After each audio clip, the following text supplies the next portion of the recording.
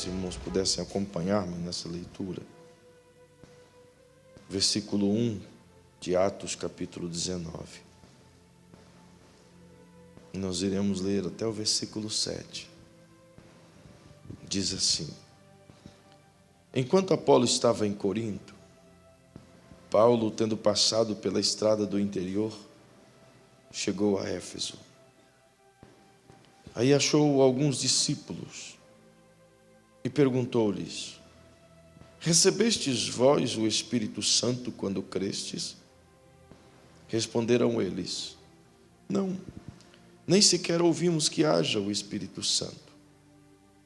Tornou-lhes ele: Em que fostes batizados então? Responderam: No batismo de João.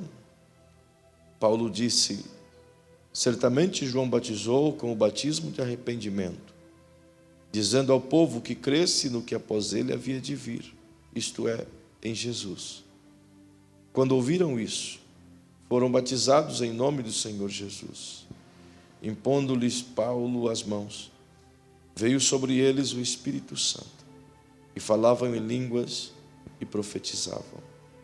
E eram ao todo uns 12 homens. Amém. Glória a Deus. Glória a Deus. Queridos, nós estamos há tempos trabalhando ou tentando compreender essa dinâmica do reino. O reino de Deus é algo tão precioso, tão perfeito, tão maravilhoso, que deve de ser absorvido por todos nós e vivido por todos nós. Não podemos fugir a isso, justamente porque é a essência do reino que nos torna aptos a difundir o Evangelho de Jesus como Ele é. Estamos finalizando, é bem verdade, essa sequência de 45 lições. Entretanto, isso não significa que o reino para por aqui. Na verdade, apenas começa.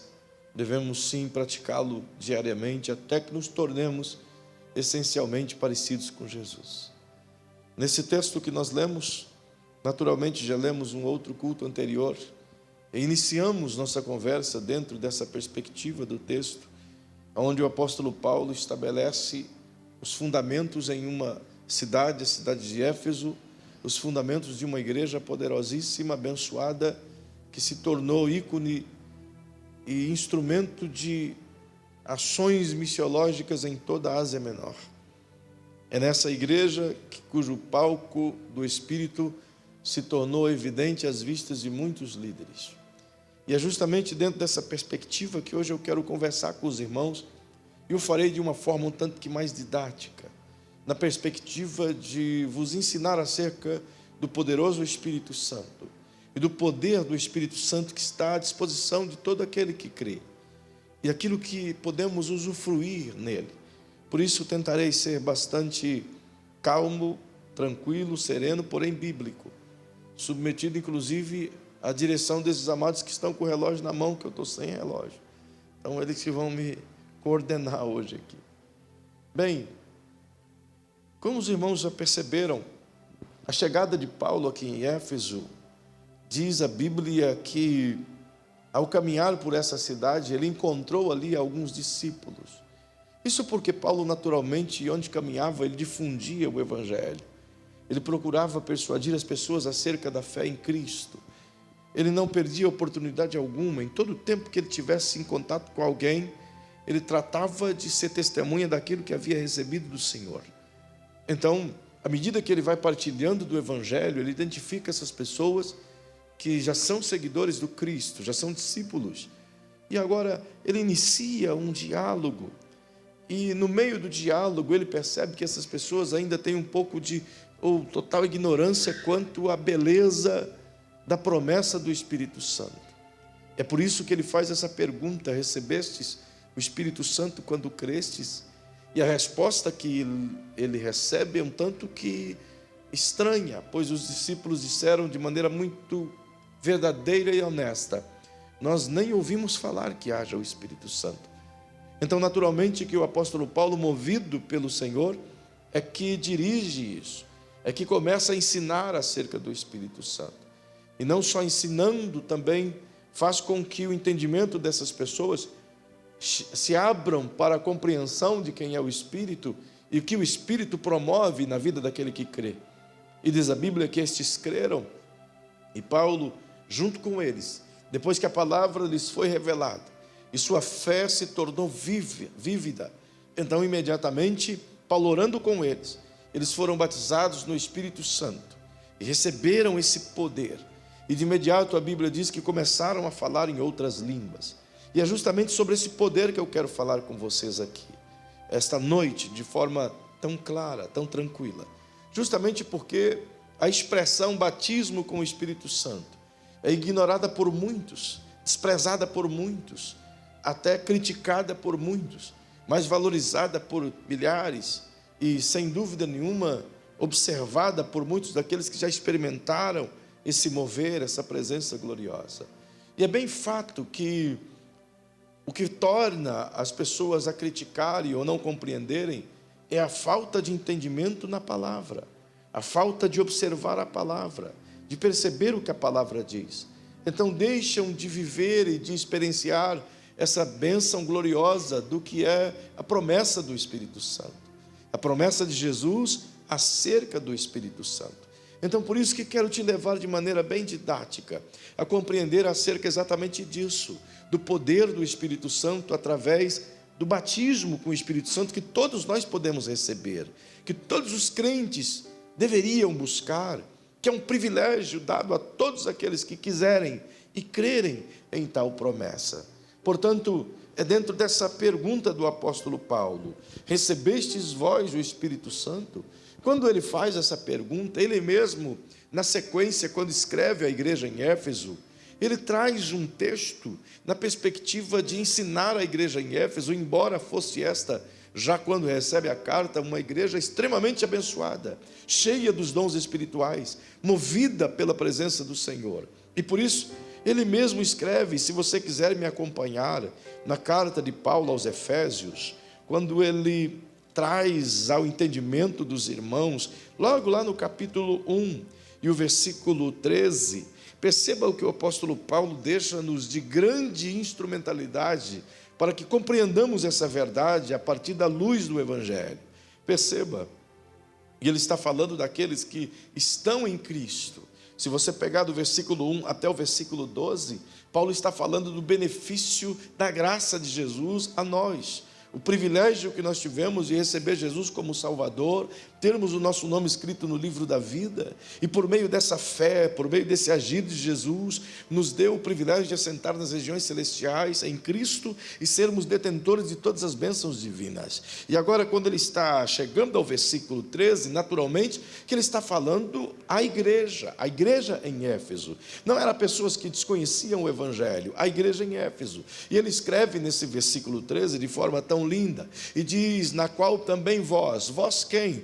Tanto a igreja em Éfeso, quanto nós que estamos aqui esta noite crendo, porque a palavra é dirigida a nós aqui esta noite. Portanto, ele se dirige tanto à igreja daquele tempo, quanto à igreja de agora, quanto a você e eu que estamos aqui. E ele diz: no qual também vós, tendo ouvido a palavra da verdade, do que é o Evangelho de Jesus. E ele diz: o Evangelho da vossa salvação. É justamente nisso que a gente creu, a pregação que nos moveu a entender que éramos pecadores e que vivíamos dominados pelas cadeias do pecado. E entendemos isso na pregação do Evangelho, e a graça de Jesus nos alcançou. Então fomos imediatamente compelidos ao entendimento do arrependimento, e nos arrependemos de nossos pecados. E uma vez que nos arrependemos de nossos pecados, pedimos perdão ao Senhor e recebemos Jesus como nosso Salvador. Esse é o processo dessa crença que o Paulo diz. Ouvimos o Evangelho, ouvimos a palavra da verdade, e essa palavra entrou dentro de nós. Agora, o que moveu essa crença é o que ele diz em seguida: e tendo nele crido. Nele quem? Crido em Jesus.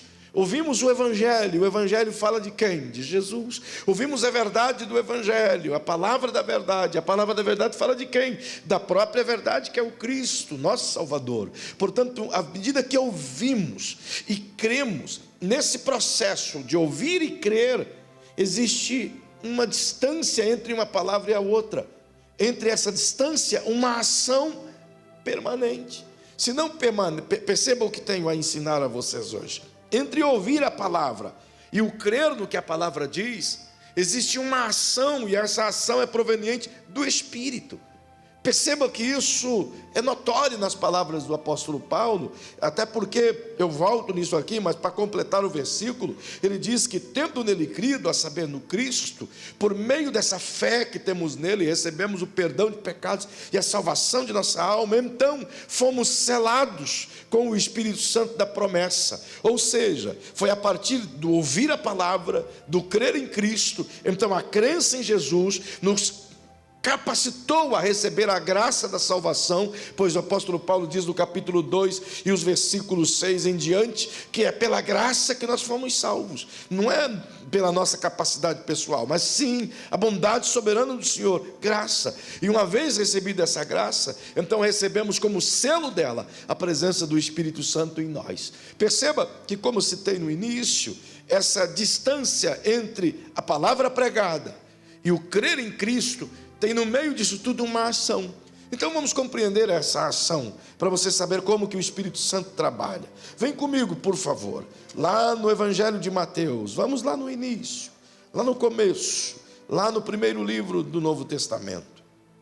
Evangelho de Mateus, capítulo 3, a pregação de João o Batista. Vamos tentar fazer essa viagem rápida.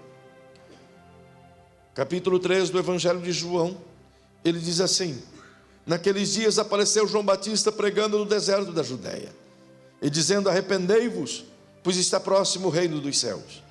Este é aquele de quem o profeta Isaías falou ao dizer: voz do que clama no deserto, preparai o caminho do Senhor e endireitai as suas veredas. As vestes de João eram feitas de peles de camelo, e ele trazia um cinto de couro na cintura. Seu alimento era gafanhotos e mel silvestre. Isso deve ser delicioso. Então iam ter com ele Jerusalém, toda a Judéia e toda a região circunvizinha ao Jordão, confessando seus pecados, eram batizados por ele no rio Jordão. Mas vendo ele muitos dos fariseus e dos saduceus que vinham ao batismo, disse-lhes: raça de víboras, quem vos ensinou a fugir da ira futura? Produzi frutos dignos de arrependimento, e não penseis que basta dizer: temos por pai a Abraão. Eu vos digo que destas pedras Deus pode suscitar filhos a Abraão. O machado já está posto à raiz das árvores, e toda árvore que não produz bom fruto será cortada e lançada no fogo. Pois bem, ele inicia essa mensagem, e ele continua no versículo 11, já com uma promessa, pois diz: eu vos batizo com água, para arrependimento, mas após mim vem aquele que é mais poderoso do que eu, cujas sandálias não sou digno de levar. Ele vos batizará com o Espírito Santo e com fogo. Na mão ele tem a pá, ele limpará a sua eira, recolhendo o trigo no seu celeiro, e queimando a palha com fogo que nunca se apagará. Perceba que essa mensagem pregada por João Batista também carrega sobre o seu bojo a promessa vindoura que a partir de Jesus teria o derramar da presença gloriosa do Espírito Santo, mas muito especialmente ele utiliza essa expressão: vós sereis batizados com o Espírito Santo e com fogo. Perceba que é uma promessa. Algumas pessoas se utilizam desse texto e afirmam que uma coisa é o batismo com o Espírito, outra coisa é o batismo com fogo. Uma coisa é o batismo com o Espírito Santo, outra coisa é entender o fogo, e na visão de alguns, o fogo nada mais é do que juízo, ligando as palavras anteriores de João e as palavras posteriores. Mas isso não condiz com o texto, porque João está dizendo às pessoas que creram, aos que creram, aos que se arrependeram. Aos que se arrependeram, diz ele, que não muito depois desses dias, Jesus viria e os batizaria com o Espírito Santo e com fogo. Se ele tivesse utilizado a expressão batismo com o Espírito Santo ou com fogo, seria duas coisas diferentes. Então poderia ser no Espírito ou um derramar diferente, mas ele utiliza de uma forma conjunta, batismo com o Espírito Santo e com fogo. Como quem quer explicar que o que vem após essa crença é tão poderoso, é tão alastrante, queima, purifica, torna notório, ilumina, alastra, permanece. É uma coisa gloriosa que precisa ser mantida, precisa ser preservada, precisa ser continuada. Nesse sentido ele está dizendo. Entretanto, perceba que é uma promessa. Jesus não começou seu ministério ainda. O João está anunciando que ele virá. Logo em seguida, passado esse período em que João é preso, Jesus inicia seu ministério.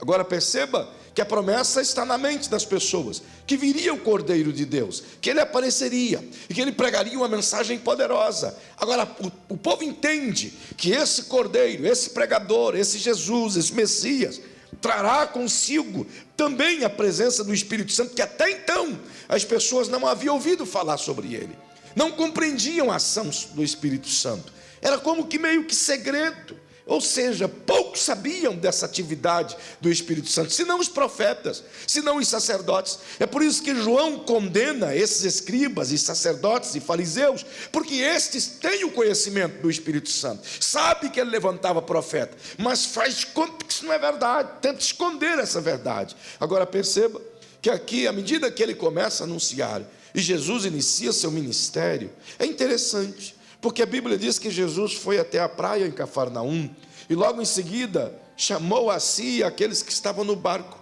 a saber, Pedro e André, em seguida João e Tiago, os filhos de Zebedeu, e assim por diante. No capítulo 9 de Mateus, por exemplo, ele passou numa coletoria e chamou para seguir a Levi, e este se levantou e seguiu.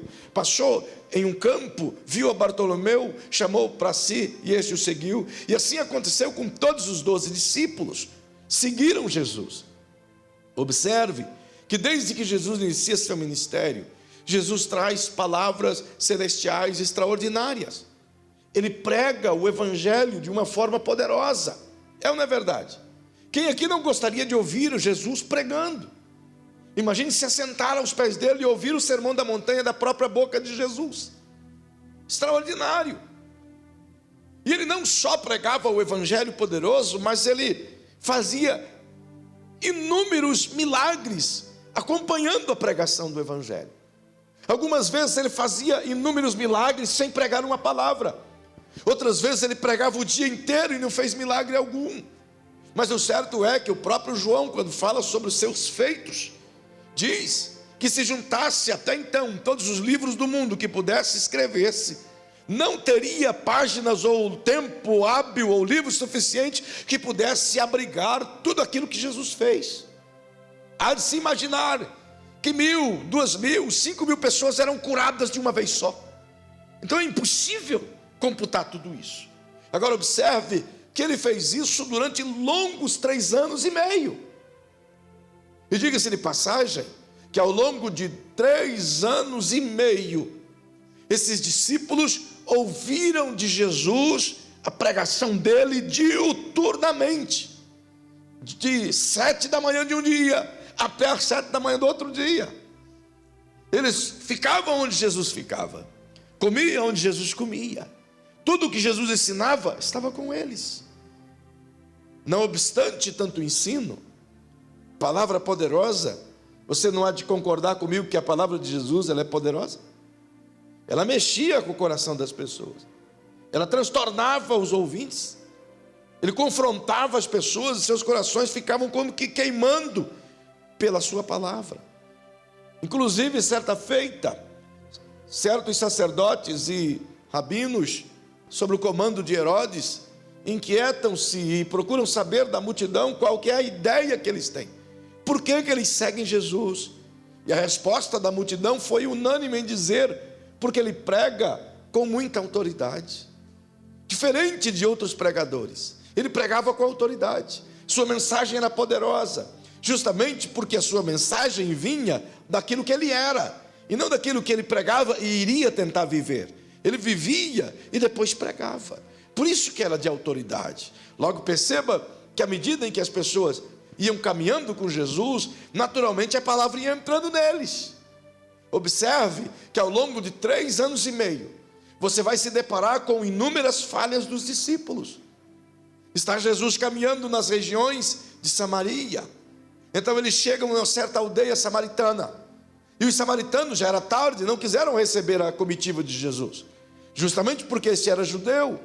E quando eles se afastam da comunidade samaritana, os discípulos, movidos pelo apóstolo do amor, a saber, João, que era jovem, chegou até Jesus e disse: Senhor, eles não nos receberam. Querem que a gente ore ao Pai para que caia fogo do céu e o consuma e mate todos eles? E o Senhor disse: vocês não sabem quem sois vós, de que espíritos vocês são. Ora, perceba que a ideia dessas pessoas, dos discípulos de Jesus, embora tivesse a palavra todo dia, mas não estava tendo efeito neles.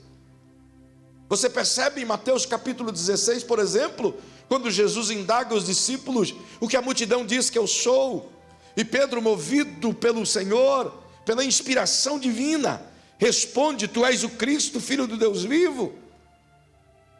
Ele estava movido pela inspiração de Deus. O próprio Jesus disse isso: não foi da carne e sangue que te revelou, mas foi meu Pai que revelou isso para você. Mas minutos depois, o diabo já fala na boca de Pedro, já é usado por Satanás. Então imediatamente Jesus disse: afasta-te de mim, Satanás. Não repreendendo Pedro, mas o diabo que estava através dele falando. Você vai ver inúmeros problemas que os discípulos causam. Outro dia, Jesus está vindo de Jerusalém, e eles se afastam um pouco de Jesus e eles começam a discutir qual deles é o maior. E logo que Jesus se aproxima, Jesus pergunta: o que vocês discutiam entre si? Então, a mãe de Pedro, a mãe de João, se afastou um pouquinho, e Tiago chegou perto de Jesus e disse: Senhor, concede que os meus filhos sejam os seus maiorais, que sejam maiores do que os outros. E Jesus diz: olha, no meu reino é diferente, quem quiser ser o maior se torne o menor. Perceba que tudo que Jesus ensinava parece que não tornava vivo dentro deles. Você percebe? Em Mateus capítulo 24, está todos em Jerusalém, é festa da Páscoa. Então eles chamam Jesus para olhar as estruturas do templo e se admiram, porque o templo é importante para eles. E Jesus dá uma palavra diferente e diz: isso aí não vai ficar pedra sobre pedra, como quem está dizendo, essa estrutura não é importante, o importante é o que está dentro de vocês. Em Mateus 10, por exemplo, Jesus chamou todos eles a si e disse: vão de aldeia em aldeia, anunciem o evangelho do reino, e em meu nome expulsem demônios e curem os enfermos. E eles partiram, e a Bíblia diz que curaram enfermos, e os demônios se lhes submeteram. E quando eles voltaram eufóricos, se sentindo X-Men do tempo de Jesus, sabe, poderosos, eufóricos, então Jesus tratou de esfriar os ânimos deles, porque diz: olha, vocês não têm que se alegrar porque o diabo se submete a vocês, vocês têm que se alegrarem porque o seu nome está escrito no livro da vida. Como quem está dizendo: vocês estão dando importância para o que não é importante, vocês estão valorizando o que não é importante. Quando você vai, por exemplo, em Atos capítulo 1 e o versículo 5, você vai ver o coração dos discípulos totalmente distante. Por quê? Porque no versículo 4, eles estão preocupados com as coisas terrenas. Jesus faz uma promessa a eles, e no versículo 6 em diante, eles dizem: Senhor, mas vem cá, quando na verdade vai restaurar todas as coisas? Quando é que o Senhor vai estabelecer Israel como um reino de novo? Quando é que a gente vai ter o Estado político outra vez? Quando é que tu vai ser presidente? Quando é que a gente vai ser seus ministros? E Jesus estava falando das coisas celestiais. Então dá uma resposta para eles assim: isso não compete a vocês, isso é coisa de Deus, e só Deus sabe. Como quem queria dizer, aí faz a promessa no versículo 8: mas vós recebereis poder ao receber sobre vocês a unção do Espírito Santo, a virtude do Espírito, ou o poder do Espírito, e ser-me-eis testemunhas. O que Jesus está dizendo para eles é: onde está o coração de vocês, não é o lugar certo. Percebe? Que em todo tempo, se você voltar ao Evangelho de João, no capítulo 14, por exemplo, Jesus está dizendo: não se turbe o vosso coração, crede em Deus, crede também em mim. Na casa de meu pai tem muitos lugares, eu vou preparar muitas moradas, eu vou preparar lugar para vocês. Ok, é uma promessa linda. Então vem Filipe e diz: Senhor, para onde é que tu vai mesmo? Qual é o caminho, Senhor? Como é que a gente faz para chegar lá? Aí Jesus diz: cara, eu estou há tanto tempo com vocês, e vocês não entendem ainda. Você me faz uma pergunta dessa, é como quem está dizendo: ou tu é burro, ou você não entendeu nada do que eu quis dizer. Como pode ser isso? 3 anos e meio. Quando você vai em Lucas 22, 32, você vai se deparar com uma fala de Jesus a Pedro incrível. Pedro é surpreendido porque Jesus vem a ele e diz: escuta, Pedro, o capiroto veio falar comigo, e ele pediu-me para peneirar a sua vida, para chacoalhar você, para provar você, para derrubar você, para dar uma rasteira. Agora, eu não deixei, Pedro. Mas olha o que Jesus diz: mas tu, quando te converteres, fortalece os seus irmãos. 3 anos e meio andando com Jesus. Quem diz que ele não se converteu foi Jesus. Quem diz que eles não são crentes ainda é Jesus. A prova é que quando Jesus é preso, nenhum deles ficou. Por quê? Porque eles não acreditavam que Jesus era o Messias Salvador. Eles criam em Jesus, sim, o Jesus dos milagres, o Jesus que poderia reinar com poder, mas não o Jesus que perdoa pecados. Por que não? Bem, eles não acreditavam nem na ressurreição de Jesus. Não é à toa que Jesus apareceu para Maria Madalena e disse para ela: vai lá e avisa os meus filhos. E os caras saíram correndo, como quem diz: não, roubaram o corpo, não. Sim, eles chegaram lá e perguntaram: o que fizeram com o corpo do mestre?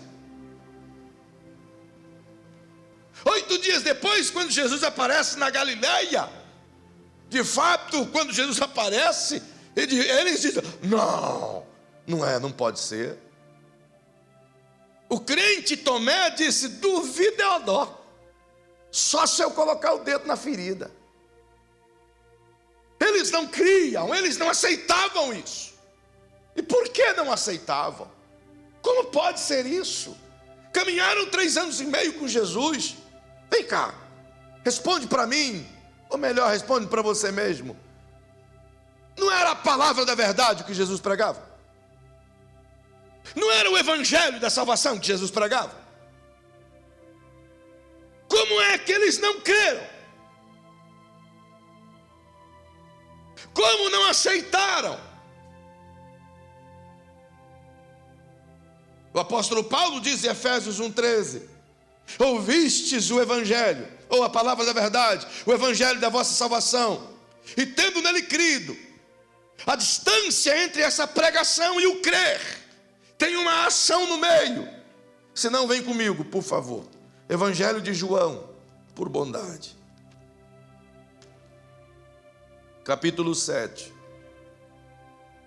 verso 37.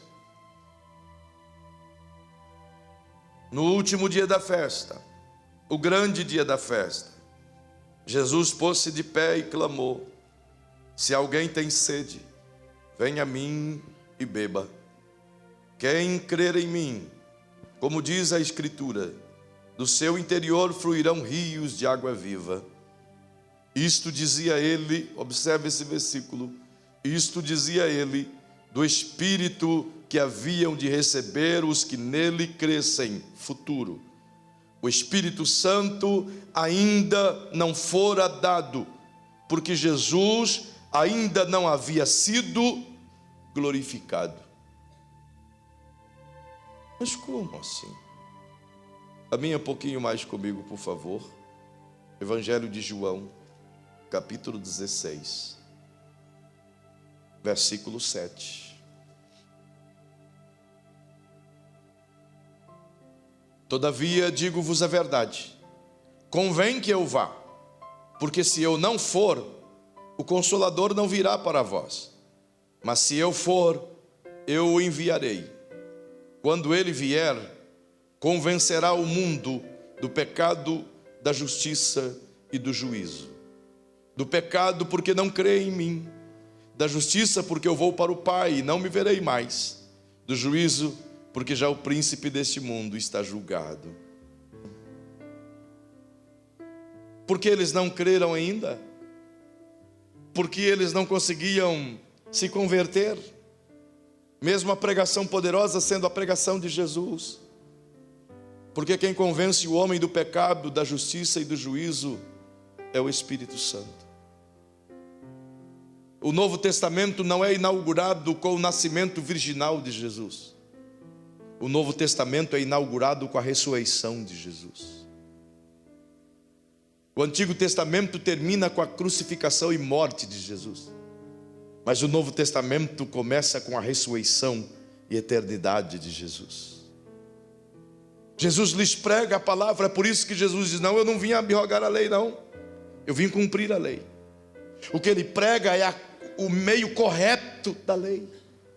O que Jesus traz ao coração dos discípulos é a verdade da lei, a pureza da lei. O apóstolo Paulo diz: porque a lei de Deus é santa e não pecaminosa. Mas ela por si mesma não podia salvar ninguém. Por quê? Porque quem aviva a lei é o Espírito de Deus, que promove vida na palavra. Por isso que o apóstolo Paulo disse: porque a letra mata, mas o Espírito vivifica. O Espírito Santo ainda não havia sido dado. Então Jesus diz: eu preciso ir, porque quando ele vier, ele vai convencer vocês. Então vocês irão se converter. Agora vem comigo, por favor. Quando lemos João 16, Jesus está com os discípulos. No capítulo 18, Jesus é preso. Capítulo 19, Jesus é sentenciado à morte de cruz e a crucificação acontece. Capítulo 20, Jesus é ressuscitado. Agora vem comigo, por favor. Capítulo 20, por favor. Versículo 19. E chegada a tarde daquele dia, o primeiro dia da semana, estando cerradas as portas do lugar onde estavam os discípulos, com medo dos judeus, chegou Jesus, pôs-se no meio e lhes disse: paz seja convosco. Tendo dito isto, mostrou-lhes as mãos e o lado. Os discípulos se alegraram ao verem ao Senhor. Disse-lhe Jesus de novo: paz seja convosco. Assim como o Pai me enviou, eu vos envio. Dizendo isto, soprou sobre eles e disse: recebei o Espírito Santo. Agora, eles estão crendo. Agora, eles foram convencidos. Agora, eles sabem quem é Jesus. Agora, eles creem no Cristo perdoador de pecados, porque são convencidos pelo Espírito Santo e avivado aquela palavra que estava dentro deles. Agora o Evangelho de Jesus encontrou sentido na mente dos discípulos. É por isso que o apóstolo Paulo disse: tendo ouvido a palavra da verdade, o Evangelho da salvação, e tendo nele crido, porque ouvir e crer é uma coisa, ouvir e não crer é outra. Você pode ouvir e não crer. É livre. Eu posso fechar a minha mente para o convencimento do Espírito. Eu posso não desejar isso. Agora perceba que à medida que eles recebem agora o selo, pois é isso que Paulo diz: ouvindo a palavra da verdade, o evangelho da vossa salvação, e tendo nele crido, fostes selados com o Espírito Santo da promessa. Que promessa ele está dizendo? Dupla promessa. A primeira, anunciada por João, que depois daqueles dias, aquele a quem ele não era digno de desatar as correias de suas sandálias, iria os batizar com o Espírito Santo e com fogo. Agora vem para a promessa de Jesus. Vem comigo, por favor. Evangelho de Lucas, capítulo 24.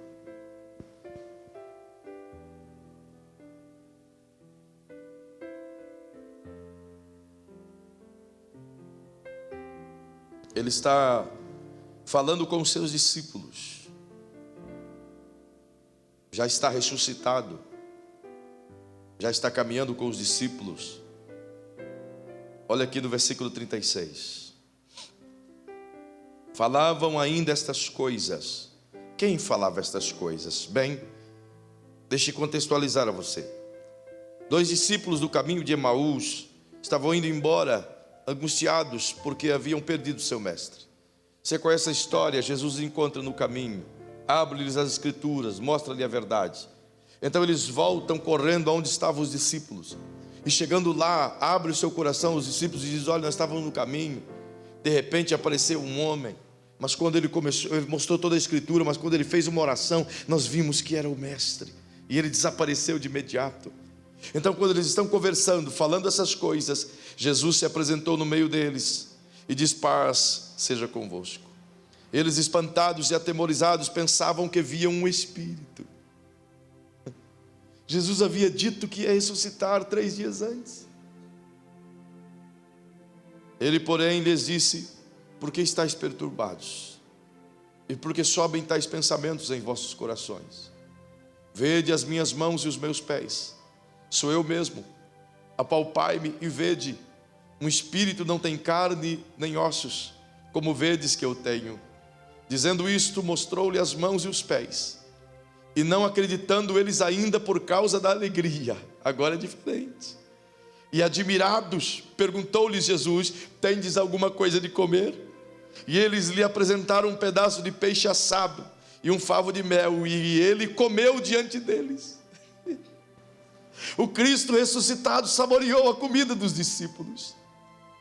E Jesus lhes disse: são estas as palavras que vos falei, estando ainda convosco, que era necessário que se cumprisse tudo o que de mim estava escrito na lei de Moisés, nos profetas e nos salmos. Então lhes abriu o entendimento, para lhe compreenderem as escrituras. E disse: eis que está escrito, o Cristo padecerá, e ao 3º dia ressurgirá dentre os mortos, e em seu nome se pregará o arrependimento e a remissão de pecados, e em todas as nações, começando por Jerusalém. Vós sois testemunhas dessas coisas. Envio sobre vós a promessa de meu Pai, mas ficai na cidade, até que do alto sejais revestidos de poder. Ressuscitou. Agora os discípulos são convencidos, porque após a ressurreição, o Espírito está liberado. O Espírito foi derramado. O Espírito veio convencer o homem do pecado, da justiça e do juízo. Então Jesus faz uma promessa. Mas agora pergunte para quem está ao seu lado: espera aí, eles não creram em Jesus? Diga: e se creram em Jesus, não já receberam o Espírito Santo como um selo? Responde para mim. Perceba a etapa inicial. Eles ouviram a palavra, Jesus ressuscitou. Então agora eles se converteram de verdade, porque o Espírito os convenceu de quem Jesus era. Então Jesus disse a eles: agora vocês têm o Espírito Santo. Vocês são salvos agora. Vocês são convertidos agora. Vocês têm o Espírito Santo agora. Vocês são minha igreja agora. Ok, 40 dias se passa. Jesus reúne eles no Monte das Oliveiras. Essa cena de Lucas é a mesma cena de Atos 1 e 8. Jesus reúne eles no Monte das Oliveiras, e conversando, dando as últimas instruções. Veja o versículo 5 do Evangelho de Atos, do livro de Atos, capítulo 1 e verso 5. Olha aí na sua Bíblia. Veja para você ver. Você não precisa buscar outra fonte. Buscar a Bíblia, o que ela mesmo diz. Olha aí. Jesus está dizendo: porque na verdade João batizou em água, mas vós sereis batizados no Espírito Santo dentro de poucos dias. Ele está fazendo uma promessa, é ou não é verdade? Pergunto a vocês: a quem ele está fazendo essa promessa? Essas pessoas já não têm o Espírito Santo? Ninguém me responde. Essas pessoas que estão com ele ali já não têm o Espírito Santo como um selo em sua vida. Sim, porque ele deu. Elas creram em Jesus e receberam a promessa dele como um selo. Você já tem o Espírito, porque sem ele o homem não é convencido. Sem ele não tem salvação. Sem ele não tem arrependimento. É o Espírito que convence o homem do pecado, da justiça e do juízo. É o Espírito, irmão. A igreja que ignora o Espírito, ignora a salvação. Entende isso? O Espírito não é uma força, não é um vento, não é um meio pelo qual Deus se move. O Espírito Santo é a terceira pessoa da Trindade, não em terceiro por conta de maior ou menor. É igual a Deus e é igual ao Deus Filho, em poder, em graça, em verdade, em sabedoria, em força. É uma pessoa. Agora eles têm já o Espírito. Aí Jesus disse: mas fiquem tranquilos, não é só isso que eu tenho para vocês não. Tem algo mais se vocês quiserem. E o que é que o Senhor tem, Jesus? Vocês vão ser batizados no Espírito Santo se vocês quiserem. E o que nós temos que fazer, Jesus? Ficar em Jerusalém, buscando, orando, até que do alto vocês sejam revestidos. Sai daqui não, façam nada sem Ele. O que Jesus está dizendo é: não tentem pregar sem Ele. Não tentem fazer missão sem Ele. Não tentem plantar igreja sem Ele. Não tentem fazer obras sociais sem Ele. Não tentem ir para lugar nenhum sem Ele. Você está entendendo? Ele disse: ficar em Jerusalém até que do alto sejais revestidos de poder. Os discípulos entenderam isso. Então aguentaram 10 dias orando. Agora perceba, observe o processo. Levante a sua mãozinha comigo assim, por favor. Com o dedinho, diga assim: ouviram a palavra, o Espírito agiu, foram convencidos, creram em Jesus, foram selados. E agora? O que falta mais?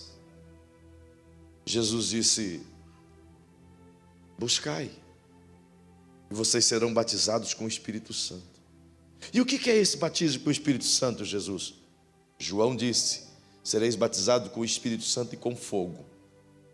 Jesus mostra-nos duas coisas: primeiro, um revestimento de poder; segundo, um fogo que não para de queimar aqui dentro, que te impulsiona, que te empurra, que te autoriza, que outorga, que te levanta, que te fortalece, que te faz queimar, que faz ter paixão por almas, que faz você querer ganhar as nações. É esse poder queimando aqui dentro. Ele está dizendo: vocês têm que receber isso, porque se vocês não receberem isso, vocês não vão passar da fronteira de Jerusalém para Galiléia. Se vocês não tiverem esse poder, vocês não vão a lugar nenhum. Eram 500 irmãos que estavam em Atos 1:11, olhando para cima, vendo Jesus subir. Então eles foram para o cenáculo, e 500 irmãos, o tanto que cabe aqui nessa igreja, começaram a orar e orar e orar. Os dias se passam, passa o primeiro, passa o segundo. Um irmão olha para o outro e diz: rapaz, será que vai vir mesmo? Será que esse negócio vai descer mesmo? É o segundo dia, nada. Terceiro dia, quarto dia, quinto dia, sexto dia, sétimo dia, oitavo dia. A essa altura, os irmãos já acharam o que fazer. Mais de 380 irmãos decidiram ir procurar outras coisas que fazer. É por isso que Atos 2 diz: e cumprindo-se o dia de Pentecostes, 10 dias depois, 10 dias depois, 10 dias de oração, 10 dias de busca. Atos 1, diz a Bíblia, logo depois da eleição de Matias, que eles estavam reunidos naquele ambiente, jejuando e orando. Inclusive a Maria, mãe de Jesus, estava lá. Você pode ver isso no versículo 15 e 16. estavam lá orando, buscando, aliás, 14 e 16, estavam lá buscando a Deus. O tempo passou. Essas pessoas que estavam buscando já eram crentes, já eram seladas com o Espírito Santo. O Espírito Santo estava dentro delas. E o que eles receberam agora? O batismo com o Espírito Santo revestiu a elas. E o revestimento não acontece de fora para dentro, mas é de dentro para fora. E diz a Bíblia que de repente, quando ninguém esperava, quando ninguém anunciou, veio do céu um som, como de um vento impetuoso, que encheu toda a casa, o qual fez com que línguas repartidas como que de fogo repousasse sobre cada um deles, dos que estavam ali orando. E todos foram cheios do Espírito Santo e começaram a falar em outras línguas, conforme o Espírito concedia que eles falassem. Então as pessoas de hoje, sensacionistas, que dizem que esse movimento foi só para aquele dia. Não, pastor, isso não é para agora. Existe ainda muitas igrejas dentro da nossa denominação que não crê nessa verdade. Mas a boa notícia é que a esmagadora maioria das igrejas batistas do Brasil já tem um entendimento diferente dessa verdade. Já estão buscando o poder com o Espírito Santo. Há poucos dias atrás eu ouvi uma mensagem de um ícone para mim, reverendo Hernandes Dias Lopes. E ele pregou uma mensagem dizendo a gente tem que parar com esse negócio de dizer que não tem. Nós precisamos do batismo com o Espírito Santo. Ele até diz, por isso que eu vejo a igreja, citou o nome da denominação dele, como que um monte de ícones gelados, uma geladeira toda, é hora de aquecer, de queimar, porque o Espírito Santo está chacoalhando até quem não quer. É uma verdade para todo tempo, ele nunca parou, irmão. Como te provo isso? Bem, vem comigo, por favor, vai comigo, por favor, em Joel. Livro de Joel, profeta Joel, Antigo Testamento, capítulo 2, verso 28. Profeta Joel. Se você não tem sua Bíblia, você vai ver na tela. Os jovens irão colocar. Capítulo 2, o versículo 28. Olha a promessa de Deus usando Joel. Presta atenção nisso aqui. Olha o que diz a tela. E acontecerá depois que derramarei. Leia comigo, por favor. Leia comigo.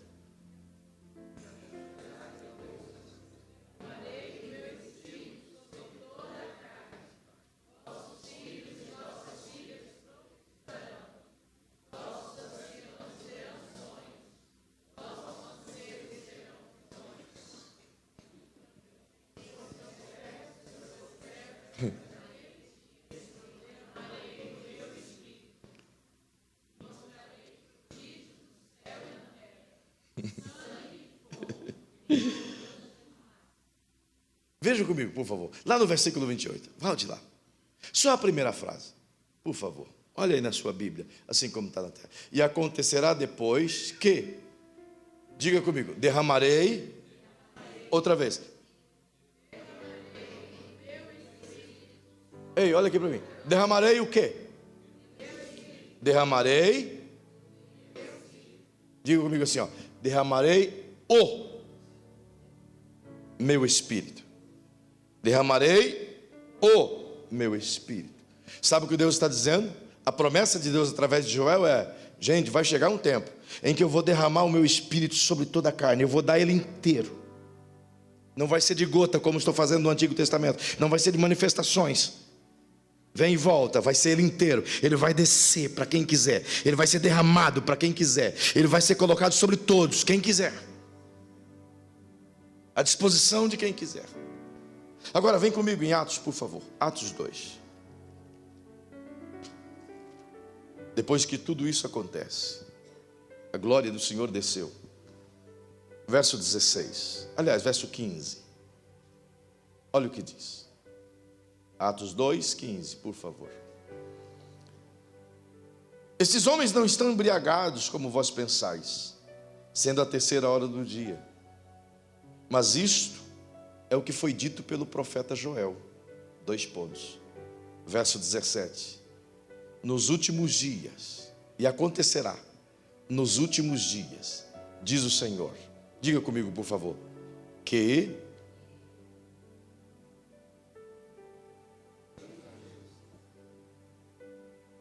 você não entendeu. Outra vez. Que fale mais forte. Que Joel disse: derramarei o. Derramarei. Sabe o que Pedro está dizendo? Isso que está acontecendo aqui vai acontecer muitas outras vezes ao longo dos séculos, porque do e o traduz totalmente diferente. O é o todo, do é uma parte do todo. Nós só estamos recebendo uma parte daquele todo, o que compete a nós, mas vai vir uma geração posterior que vai receber, vai vir outra geração no século depois que vai receber, vai vir outros avivamentos posteriores que vão receber. É por isso que de tempo em tempo, em lugares e lugares, famintos e famintos, esse mesmo mover aconteceu. Ele está dizendo: isso aqui que vocês estão vendo é a promessa de Joel se cumprindo. Ele está dizendo: dói porque é uma parte que veio sobre nós, não cessa. Não é uma única vez, é contínuo, é permanente, é duradouro, é sobre quem crê. É por isso que você vai ver esse mesmo mover acontecendo na casa de Cornélio, no capítulo 10 de Atos. E se quiser ver, capítulo 4 de Atos acontecendo com a igreja da própria Jerusalém, mas no capítulo 10 da casa de Cornélio, acontecendo no capítulo 11 em Antioquia, acontecendo no capítulo 12 na prisão de Pedro, acontecendo no capítulo 19 em Éfeso. Você vai ver esses moveres acontecendo ao longo dos séculos e séculos. Onde encontrou alguém que queria o Espírito, que queria essa promessa. As pessoas ficam fazendo um monte de confusão. Eu me lembro que quando eu mudei para cá, eu sou assembleiano, fui assembleiano. Na verdade não sei nem quem eu sou. Eu sou crente em Jesus, sou salvo, sou um servo do reino, não tenho denominação na minha testa. Mas quando eu cheguei aqui, eu cansei de receber torpedos.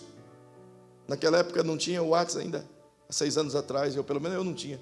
Talvez alguém tinha, eu não tinha. Eu recebia muito torpedinho. Lá no Paraná a gente diz mangando, sabe? Gente mangando deu. Zombando de mim, criticando, às vezes colocava assim com um monte de foguinho, dizendo: pastor Penteca, com a língua para fora assim.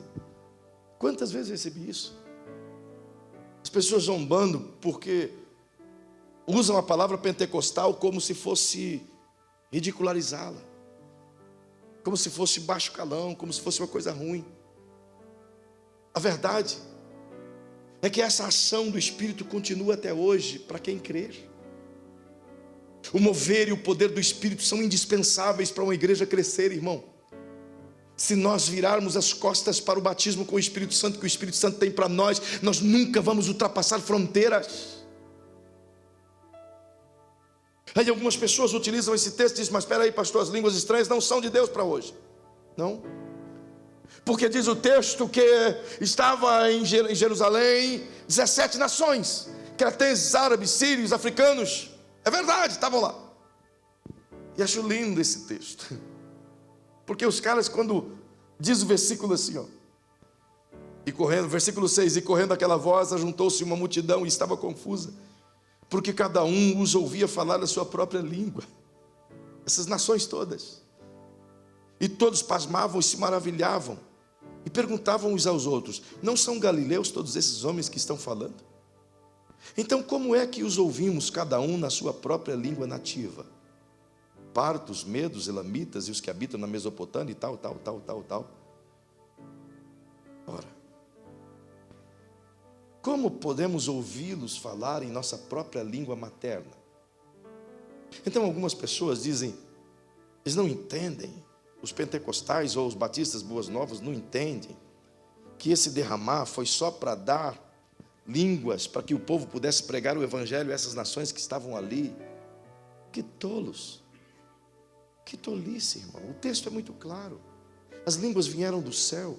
E como que essas pessoas ouviam aqui? Como que elas conseguiam compreender? Perceba de maneira muito clara. O milagre não é o que eles falavam na língua deles. O milagre é quem ouvia. Eles podiam falar qualquer tipo de língua. O mistério é o Espírito Santo que fazia eles compreenderem. O texto está dizendo aqui, de maneira muito clara, é o que eles ouviam. Línguas estranhas é a evidência do batismo com o Espírito Santo. Não tem batismo com o Espírito Santo sem línguas estranhas.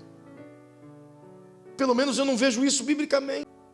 Se tem, não aparece aqui. Então, se não aparece, eu prefiro crer naquilo que aparece. Em todo momento que você vai ver descendo o Espírito Santo, você vai ver manifestação visível de línguas. Uma das manifestações mais visíveis, claras e poderosas é Atos 8. Lá está Filipe em Samaria. Ele prega o Cristo, multidões se arrependem ao Senhor Jesus. E tem um cara lá chamado Simão, um mago. Ele faz artes mágicas e ele comanda a cidade. É o curandeiro. E um avivamento aconteceu de tal maneira que as pessoas levavam os livros de curandeirismo na praça e queimou todos aqueles livros lá. Então Paulo orou por aquelas pessoas. Quando ele chega lá, Pedro ora por aquelas pessoas, e elas são cheias e batizadas no Espírito Santo, e diz a Bíblia. Perceba a diferença. Filipe chegou na cidade expulsando demônio, levantando paralítico, curando leprosos, dando vista aos cegos. Não é coisa gloriosa, irmão? Pensa comigo, se você vê isso acontecendo diante de você, o que vai acontecer contigo? Você não vai dar glória a Deus à vontade? Vê cego, vê paralítico, dá pulo. Você vai dizer, glorifica de pé. É verdade que todos nós nos ficaríamos empolgados. Simão olhou tudo isso e disse, muito lindo, eu creio. Mas vem o Pedro e ora com aqueles discípulos ali, eles são batizados no Espírito Santo e começam a falar em línguas estranhas. Aí o Simão olha por tudo aquilo, porque a Bíblia diz, e vendo os sinais. Qual o sinal que ele está vendo? Do batismo com o Espírito Santo. O Simão viu aquilo e disse, eu quero esse negócio aí também. O que eu tenho que pagar para ter isso aí? Para colocar a mão na cabeça das pessoas e elas falarem. E o Pedro olhou para ele e disse, tu não tens sorte nem parte nesse ministério. Vai com o teu dinheiro para a tua perdição. Ele não se impressionou com um paralítico andando. Deu horário? Mas ele se impressionou com as línguas estranhas que saíam da boca das pessoas. E é de impressionar porque queima por dentro. É um poder extraordinário. Algumas pessoas até dizem, mas não é necessário ter batismo com o Espírito Santo e falar em línguas estranhas. Porque língua é um negócio passageiro, menor, e língua é comum. Bem, se você for em 1 Coríntios 14, depois você vai lá na tua casa, você vai ver que o apóstolo Paulo está dizendo assim, que aquele que fala em línguas estranhas, ele fala para Deus, porque fala em mistério.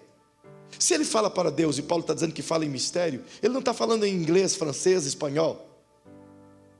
Ele está dizendo que fala em mistério para Deus, e não para homens. É Paulo que está dizendo. Ele está dizendo, mas aquele que profetiza fala para homens, e aquele que interpreta a língua fala para homens. É por isso que ele diz, eu prefiro falar em profecia do que falar em línguas. Embora, disse Paulo, falo mais línguas do que todos vocês juntos, disse ele. Outra vez ele diz, eu queria que todos vocês falassem em línguas, porque significava que todos estivessem batizados no Espírito Santo. Porque ninguém segura um crente cheio de poder do Espírito Santo, irmão.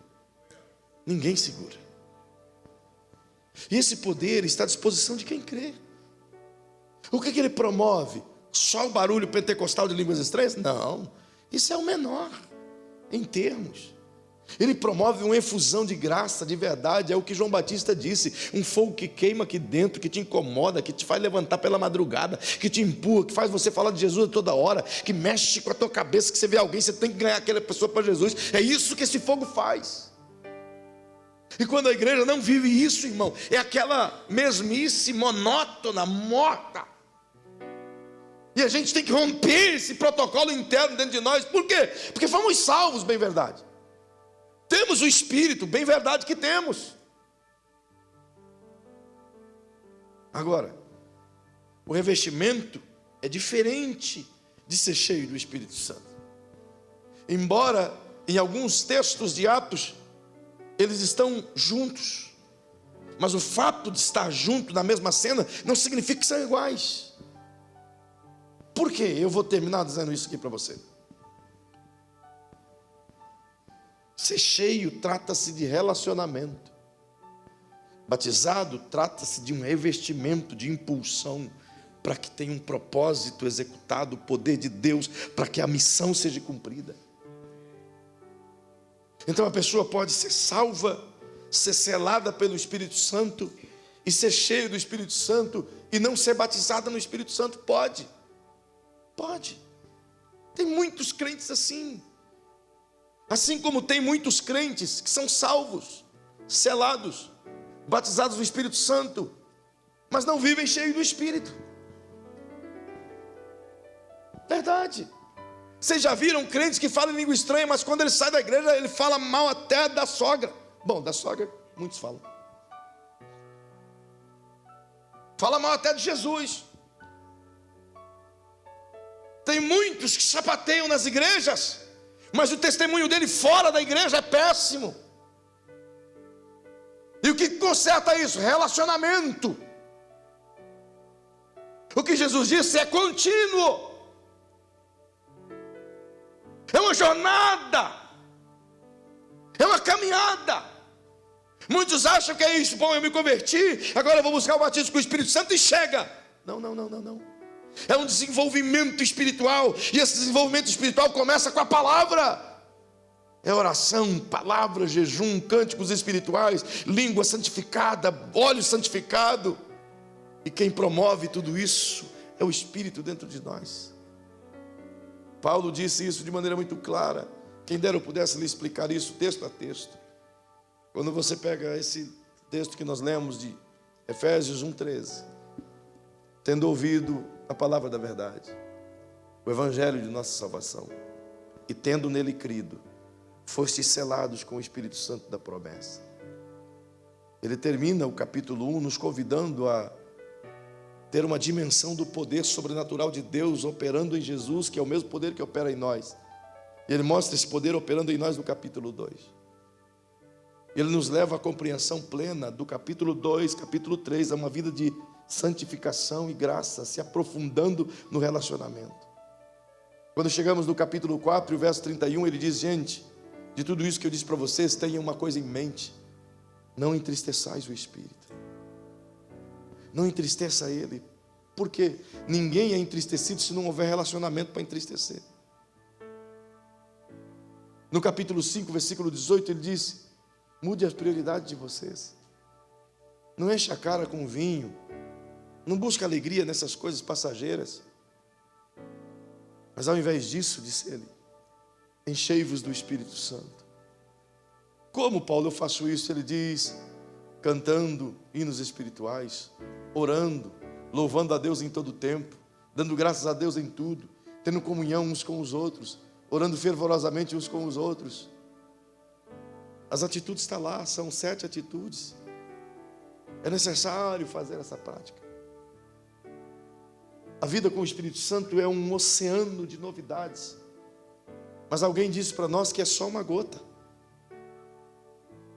É um universo infinito, mas alguém disse que só é até aqui que você pode ir.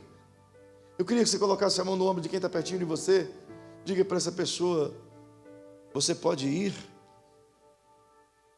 até onde você aguentar. Não tem limite, irmão. Sabia? Não há limites.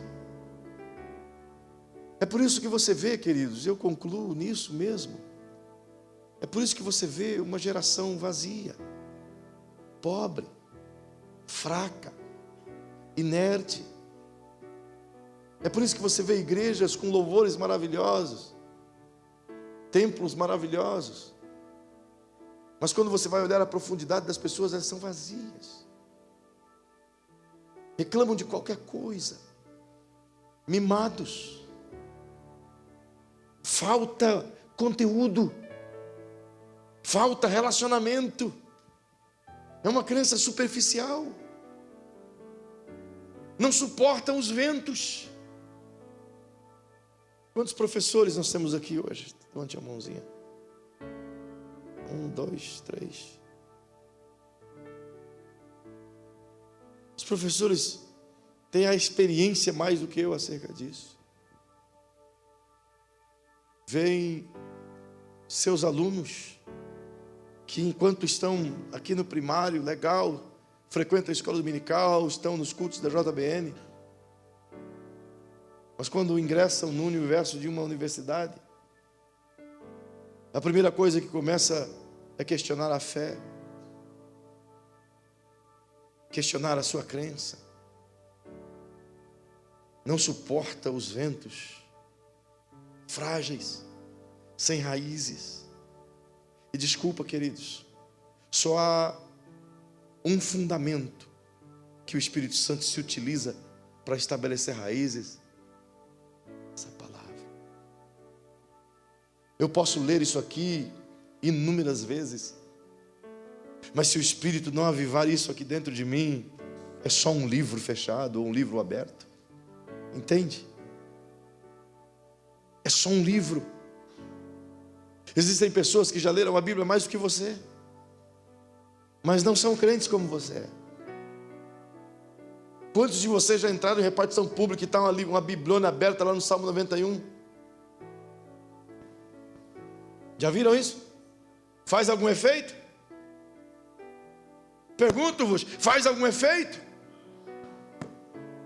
Abre lá na sua casa, pendura ela lá assim, ó.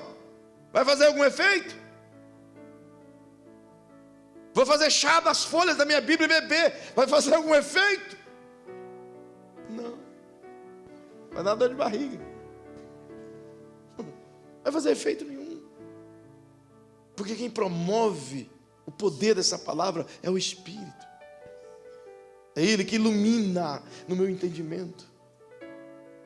Essa semana que eu estava voltando de viagem, eu passei em um posto e fui tomar um café.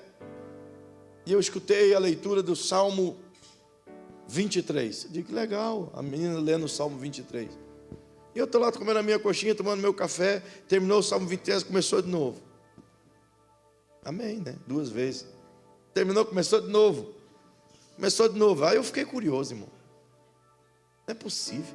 Aí eu estiquei meu cabeçãozinho, olhei no computador, estava na tela 128 leituras do Salmo 23 para trazer sorte.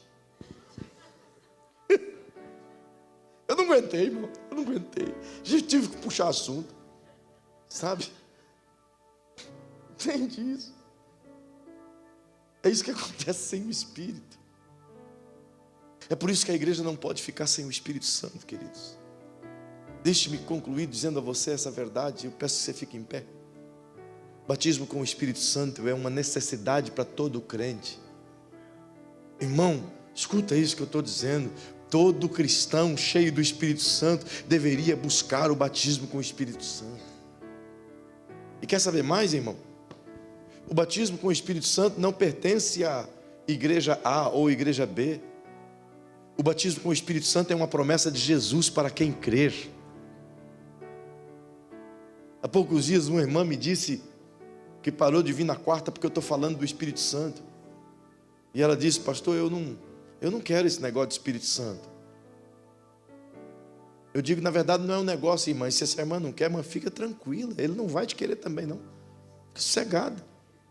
Ele não vai arrombar a porta da sua casa. Fica tranquila. Mas se a irmã tem dificuldade em crer no Espírito Santo, então eu sinto muito, a irmã precisa se converter a Jesus. Porque se você não crer no que Ele faz, sinal que você não foi convencida do seu pecado, você continua aí sem salvação. E ela diz, mas eu sou crente há 20 anos. Eu digo, o diabo é mais do que crente, há pelo menos 1 milhão de anos, ele é crente e estremece. Contudo, ele vai para o inferno. E ele não quer ir não. Mas vai. Por isso o meu conselho a qualquer um de vocês: busquem o Espírito Santo. Busque o Espírito Santo. Olha um conselho de Jesus. Brotou na minha cabeça. Eu não vou ler mais do que esse aqui, tá? Só umzinho, por favor. Olha o que Jesus diz. Lucas, capítulo 11. E o versículo 11. Aliás, versículo 10. Não, aliás, versículo 9. Diz assim: por isso vos digo, pedi e dar-se-vos-á. Buscai e acharei. Batei, abrir-se-vos-á. Pois qualquer que pede, quem busca, e a quem bate. Qual o pai dentre vós que, se o filho lhe pedir pão, lhe dará uma pedra? Ou se lhe pedir peixe, lhe dará, ao invés de peixe, uma serpente? Ou lhe pedir um ovo, lhe dará um escorpião? Se vós, pois sendo maus, sabeis dar boas dádivas aos vossos filhos, quanto mais o Pai Celestial vos dará o Espírito Santo àqueles que lhes pedirem. Aí talvez você diga: oh, pastor, então eu posso pedir agora, eu vou receber agora. Bom, aí é com Deus. Porque no contexto desse texto, ele está falando da parábola do amigo importuno. Sabe o que quer dizer? Pede. Se você não receber hoje, continue pedindo. Se não receber amanhã, continue pedindo. Se não receber depois de amanhã, incomoda Deus. Mas se não receber depois, bate na porta dele até você receber. Porque se você não receber pela amizade, disse Jesus, você vai receber ainda que seja pela importunação. Sim, Jesus que disse isso. Enche os pacová dele, que ele vai se cansar e vai dizer: eu vou dar, você não vai parar de bater. E é isso mesmo. Eu sei o que eu estou dizendo. Foi assim comigo. Ele só me deu porque ele se cansou de ouvir minha voz. Se você quiser, ele está pronto para te dar. Se você quiser o batismo com o Espírito Santo, ele está pronto para te derramar. Eu só posso te afirmar, querido, não viva sem ele. Por favor, não faça isso com você mesmo. Não é o Espírito Santo que perde, é nós. Não faça isso com você mesmo. Não se prive desse privilégio. Não se prive.